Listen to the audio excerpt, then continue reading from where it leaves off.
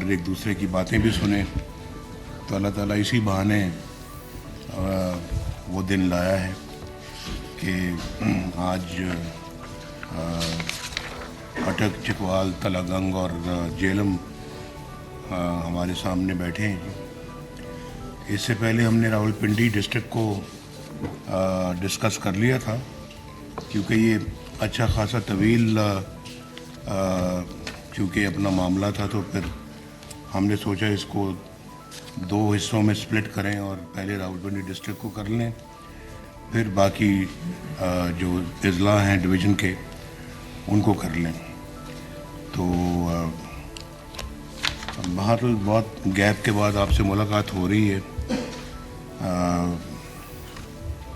ہم نظروں سے اوجھل رہے ہیں لیکن دل کے بہت قریب رہے ہیں, اور میں بھی بہت آپ کے بارے میں بھی, ملک کے بارے میں بھی سوچتا رہا. میں نے بڑا یاد رکھا ہر معاملے کو, ہر اپنے دوست کو, اپنے ساتھی کو میں بھولا نہیں, اور وہاں سے قوم کے لیے بھی دعا اور دوا جو بھی میں کر سکتا تھا وہ کرنے کی کوشش کرتا رہا. تو اللہ تعالیٰ سے آج بھی دعا ہے کہ اللہ تعالیٰ اس قوم کو مشکلوں سے باہر نکالے, اور ہم سب کے لیے اور پاکستان کے 25 کروڑ عوام کے لیے اللہ تعالیٰ آسانی والی زندگی عطا فرمائے. اور بڑا مشکل دور دیکھا ہے اس قوم نے پچھلے 4 سالوں میں. اس سے پہلے واقعتاً 2017 تک, جب تک کہ میں ملک کا وزیر اعظم تھا, الحمدللہ میں اللہ تعالیٰ کا بہت شکر ادا کرتا ہوں کہ ایک بڑا اچھا دور تھا اور ترقی عروج پہ تھی. ملک کے اندر کوئی معاشی, اقتصادی, معاشرتی یا سماجی کسی قسم کا کوئی مسئلہ نہیں تھا, اور ہر لحاظ سے پاکستان کے اندر معاشرہ بھی اچھی طرح سے آگے بڑھ رہا تھا, پھل پھول رہا تھا, اقتصادی ترقی بھی ہو رہی تھی, اور جو اکنامک انڈیکیٹرز ہیں ہمارے وہ بھی بہت اچھے چل رہے تھے. دنیا بھی دیکھ رہی تھی, اور دنیا بھی اس بات کا اعتراف کر رہی تھی کہ پاکستان ترقی کی رفتار میں اب بہت آگے ہے. اس دنیا میں انشاءاللہ ایک بہت بڑا مقام حاصل کرے گی. تو وہ پتہ نہیں ایک خواب تھا جو ادھورا رہ گیا, اس خواب کو پورا ہونا چاہیے تھا, لیکن کچھ ایسے عوامل بیچ میں آ گئے, ایسے کردار بیچ میں آ گئے جنہوں نے اچھے بھلے چلتے ایک بھاگتے پاکستان کو, ایک دوڑتے ہوئے پاکستان کو انہوں نے بالکل ٹھپ کر کے رکھ دیا. اور آپ نے دیکھا کہ اکانومی بھی ہماری اسی وقت سے جو ہے نا وہ نیچے کی طرف جا رہی ہے, چلی گئی.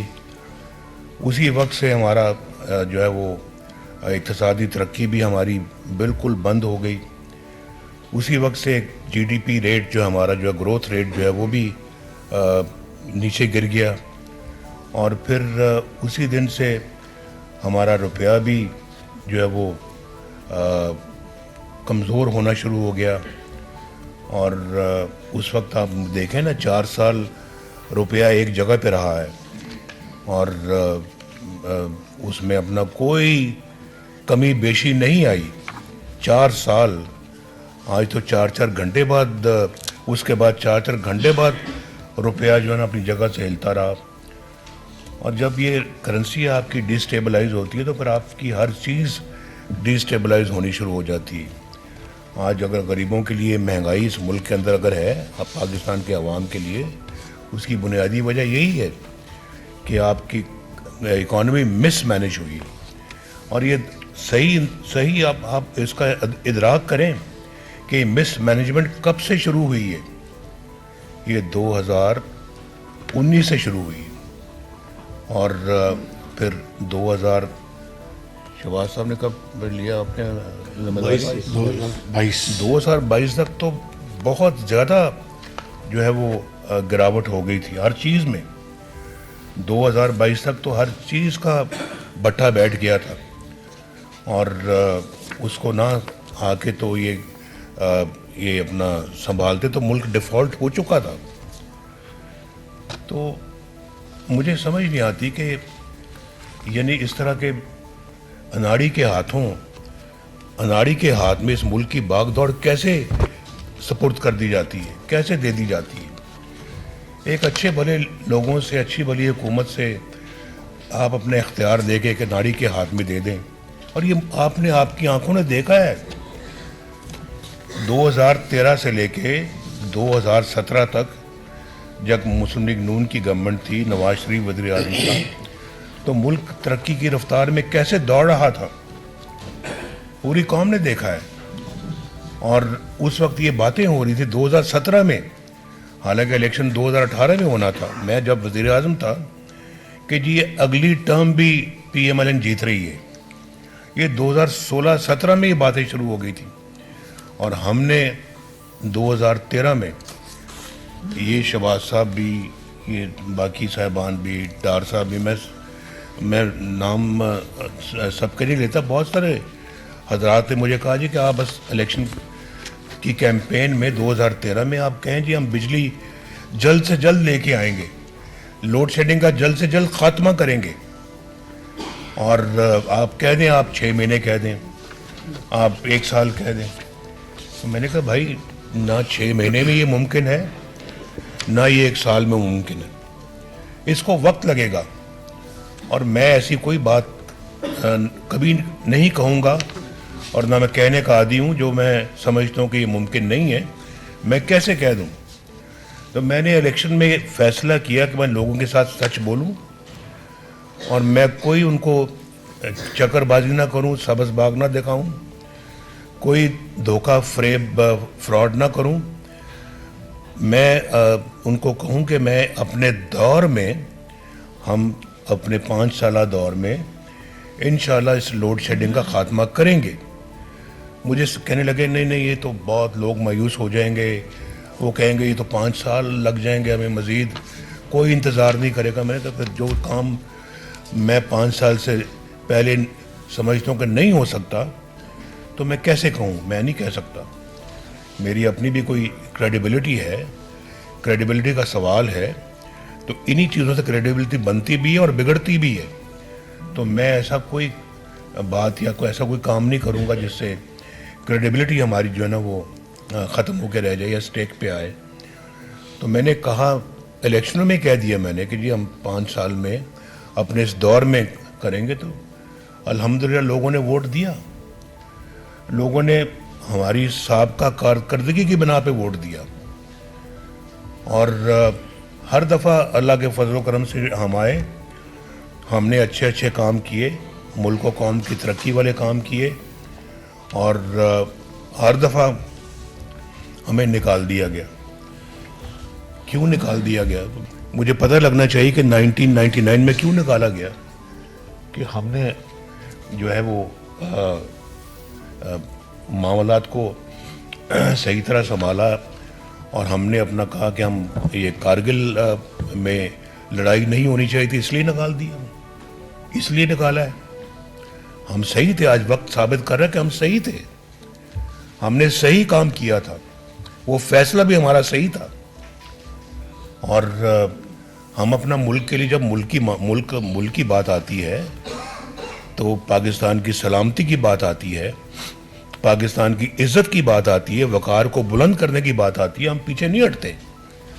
ہم نے آگے بڑھ کے ایٹمی دھماکے بھی کیے, چاہے وہ دنیا کو پسند آئے یا نہیں آئے, لیکن پاکستان تو اللہ کے فضل و کرم سے مضبوط ہو گیا اور محفوظ ہو گیا.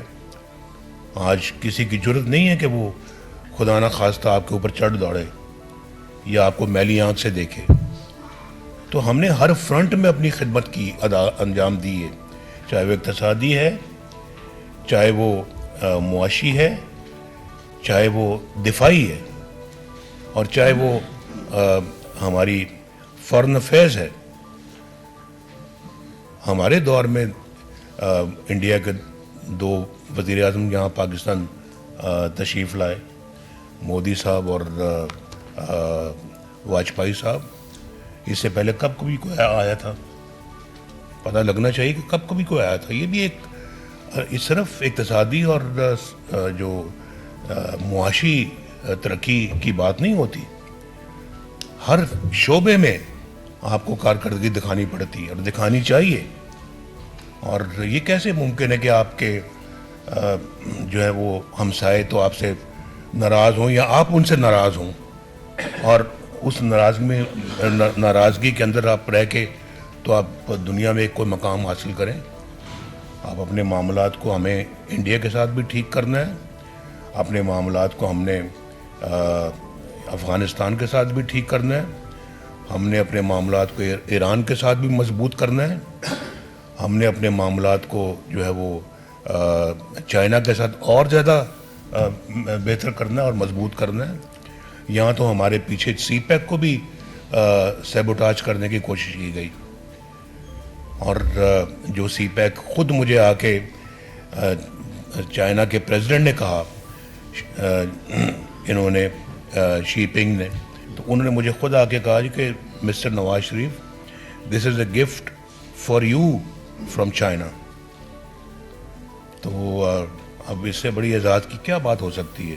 اس کو سیبوٹاج کرنے کی انہوں نے کوشش کی.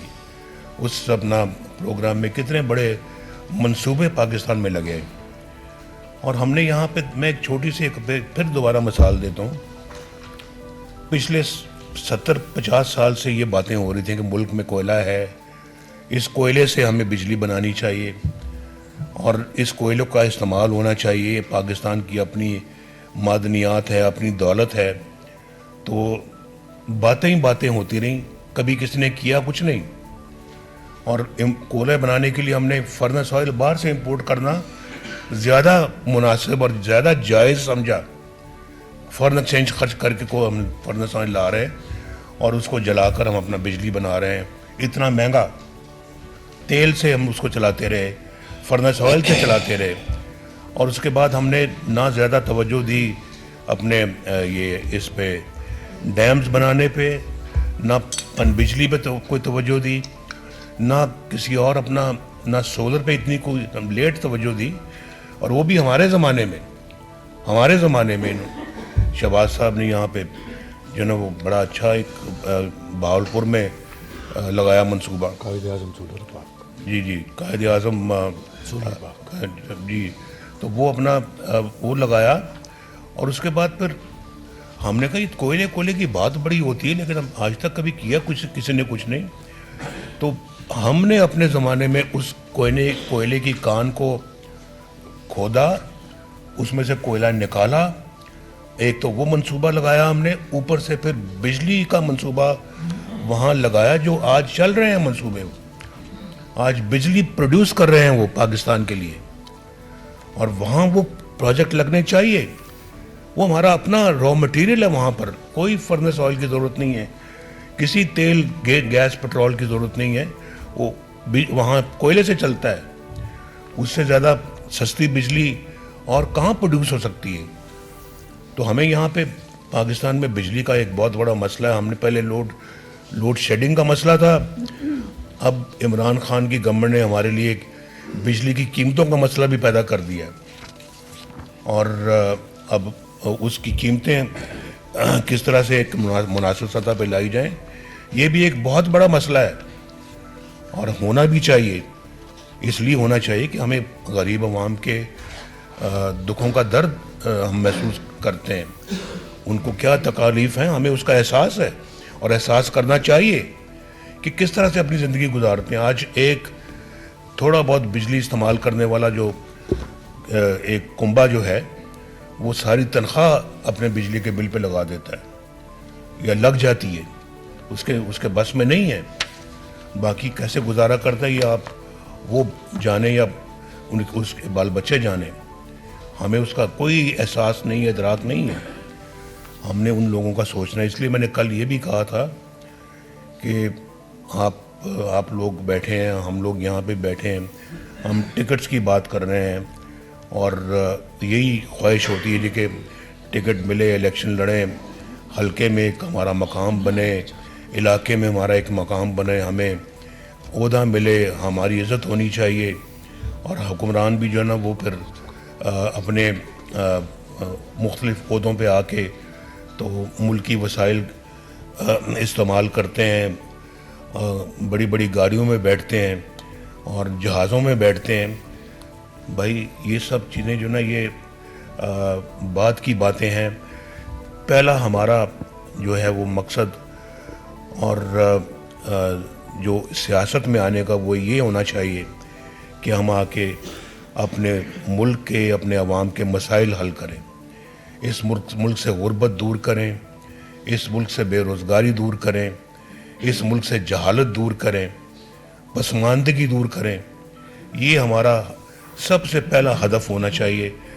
بعد میں اپنے ذاتی جو ہے وہ وقار اور اپنی ذاتی عزت کی بات ہونی چاہیے. وہ بھی اللہ جس کو نصیب کرتا ہے اس کو ملتی ہے, ورنہ نہیں ملتی.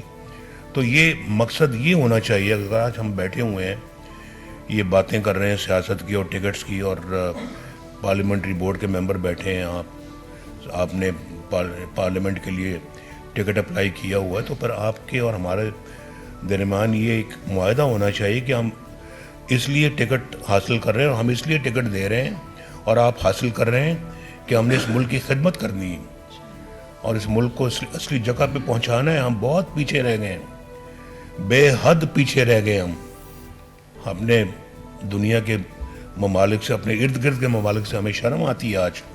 وہ کہاں جا رہے ہیں اور ہم کہاں ہیں. یہ بڑی سوچنے والی بات ہے. ایک ایک فرد کو, چاہے ادھر بیٹھے ہیں چاہے ادھر بیٹھے ہیں, سب کو سوچنا چاہیے اور صرف ٹکٹ دینے کا اور ٹکٹ لینے کا شوق نہیں ہونا چاہیے. یہ سوچنا چاہیے کہ ہم یہ ملک کا حال کیا ہو گیا ہے, اور پھر جنہوں نے اس ملک کو یہاں تک پہنچایا ہے ان کا بھی محاسبہ ہونا چاہیے. پوچھ ہونی چاہیے کہ بھئی آپ نے اس ملک کے ساتھ یہ سلوک کیا کیسے ہے, کیوں کیا آپ نے پاکستان کے ساتھ یہ سلوک, جس کا تصور کوئی محب وطن پاکستانی نہیں کر سکتا, کبھی بھی نہیں کر سکتا.